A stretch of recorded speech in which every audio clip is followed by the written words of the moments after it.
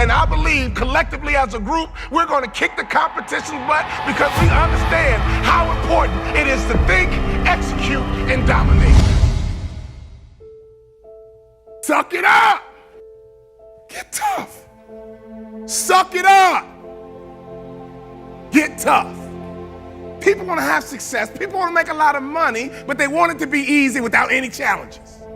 Do you think it was easy for me to become one of the top 450 basketball players in the world that you never heard of? The only way I made it to the NBA is I was fundamentally sound, I was mentally tough, and I never quit. And even when I wanted to quit, I had people in my life that would make sure I didn't quit.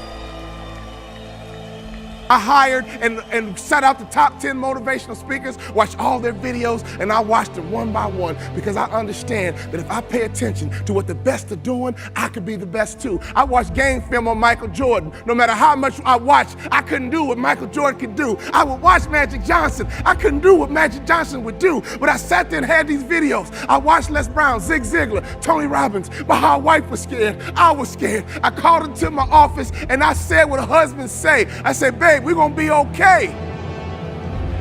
Every month the checking account was dwindling. I said, babe, we're gonna be okay. Let's start a motivational speaking business. I go to Jerry Sloan and I say, Jerry, I'm trying to make your team, but since we don't scrimmage, I feel like I can't show you what I can do. Go to Corral, hear me clearly, listen to his answer, and it will unlock some mysteries as to how you become the best in the world at what you do over a long period of time. Jerry, I'm trying to make your team, but I feel like I can't show you what I can do. He says, Walter, I already know what you can do, but if you want to make my team, I suggest you listen, follow directions, and execute. Listen, follow directions, and execute. What I didn't realize, even though we didn't scrimmage in practice, throughout practice, we did drills, and he created what I call habits and rituals. Every single day, practice was the same. Every single day, we drilled on fundamentals. Every single day, we worked on habits and rituals. So even though my mind was floating, even though I was selfish and self-centered, he was conditioning me into the culture through practice of habits and rituals. The reason why I tripled my NBA income in 3 years is because of habits and rituals. Next year, if your name didn't get called to come across the stage, I'm here to tell you they will call your name next year if you go back home and execute habits and rituals. I wanted to scrimmage for me, but Jerry Sloan was getting me ready to play for the Utah Jazz. So every day, it was about habits and rituals.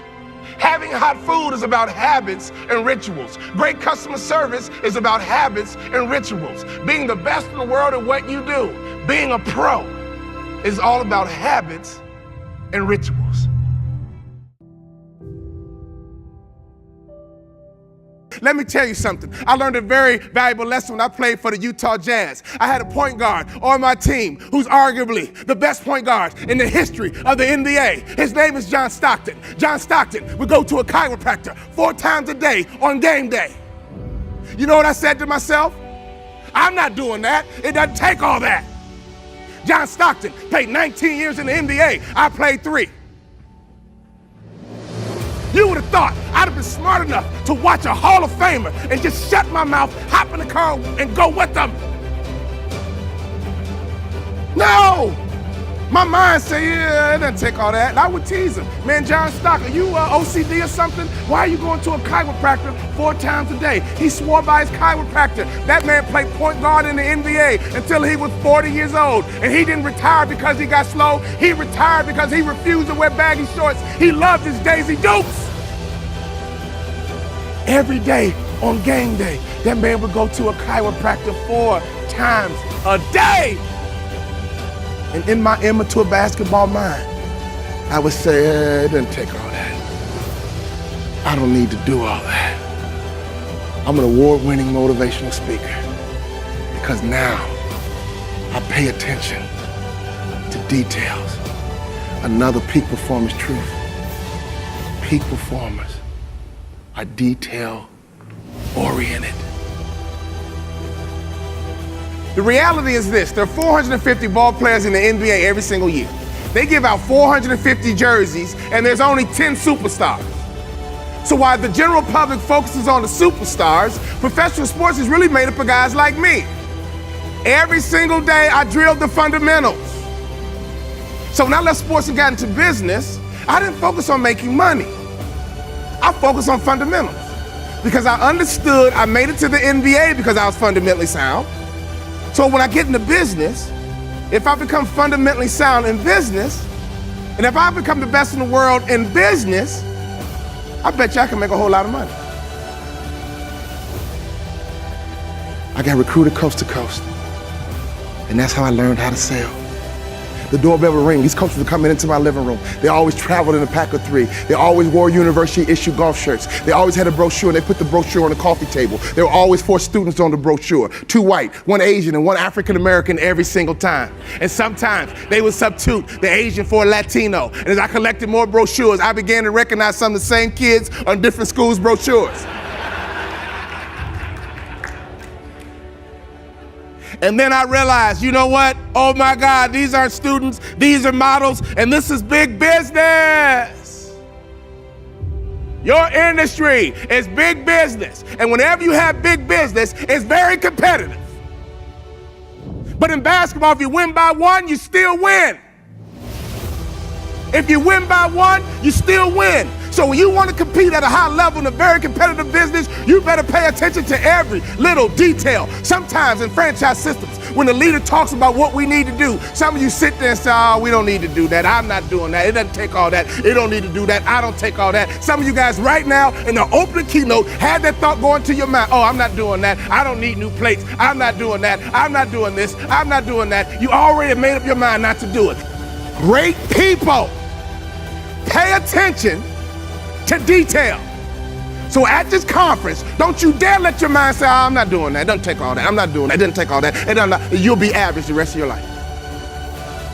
Great people pay attention to every single little detail. I used to think that way. It doesn't take all that. But you know what? In my basketball career, I played 3 years and I should have had a longer career because I did not pay attention to detail.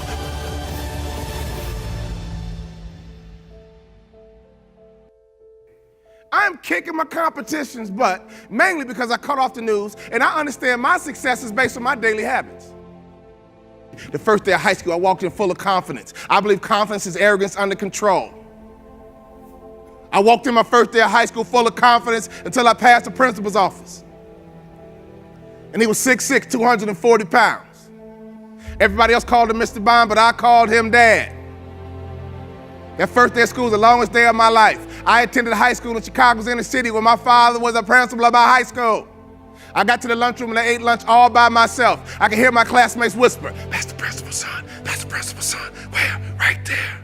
I couldn't wait to get home. I made up my mind, when I get home, I'm gonna throw a pity party.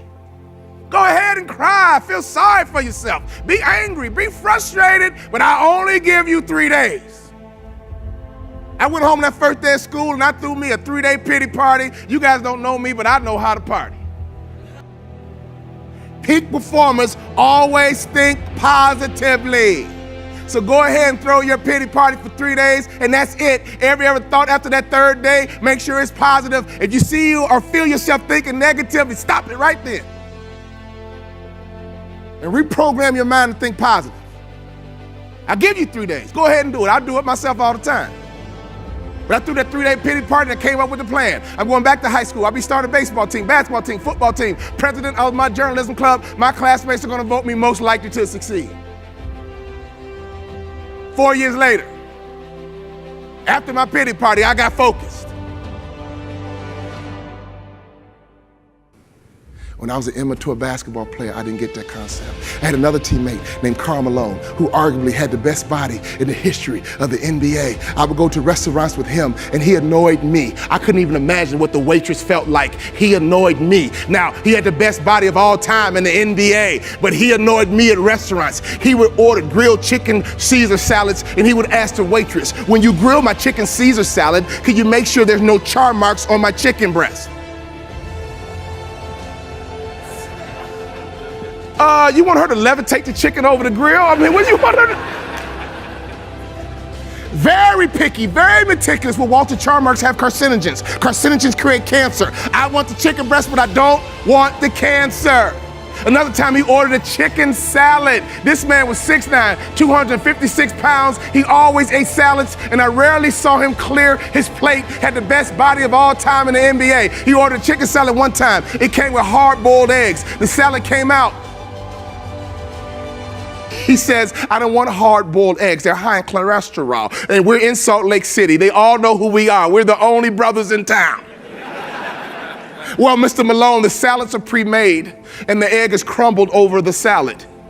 Well, would you mind picking it out for me? He annoyed me. I would go behind his back. I would apologize to the waitress and give her an extra tip. Me? I ate whatever they brought me. French fries? Cool. Gravy? Cool. This the wrong order. I'll keep this and I'll eat the other food you bring out too.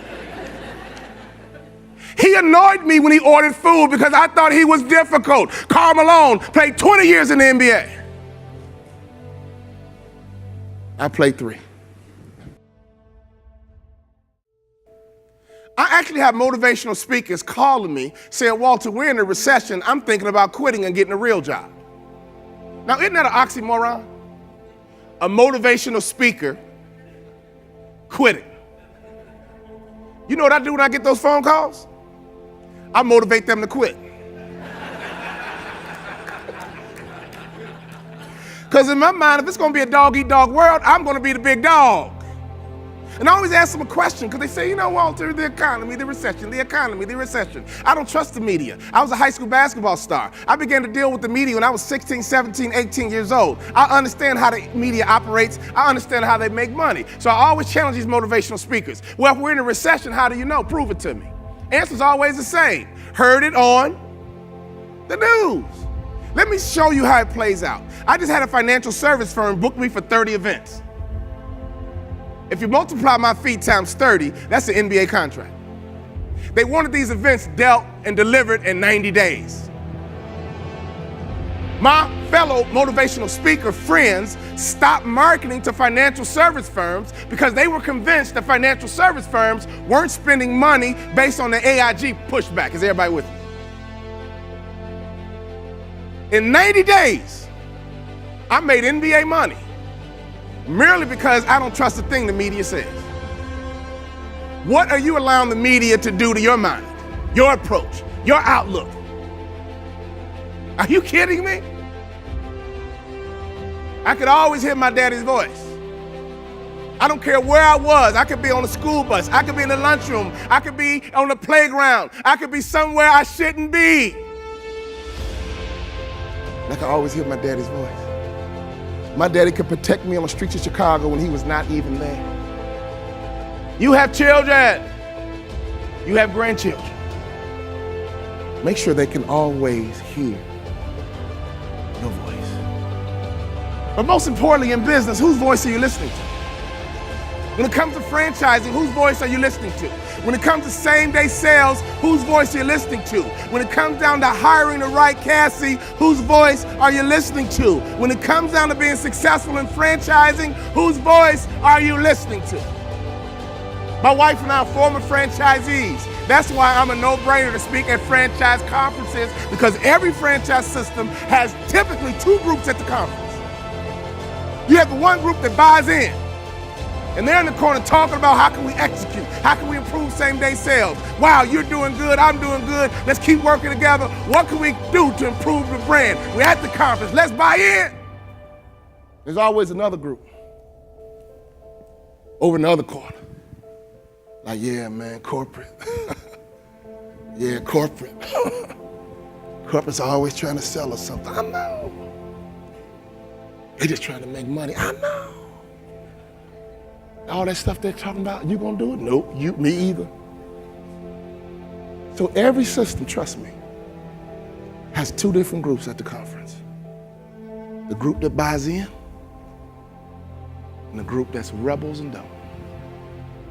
So here's another rhetorical question for you.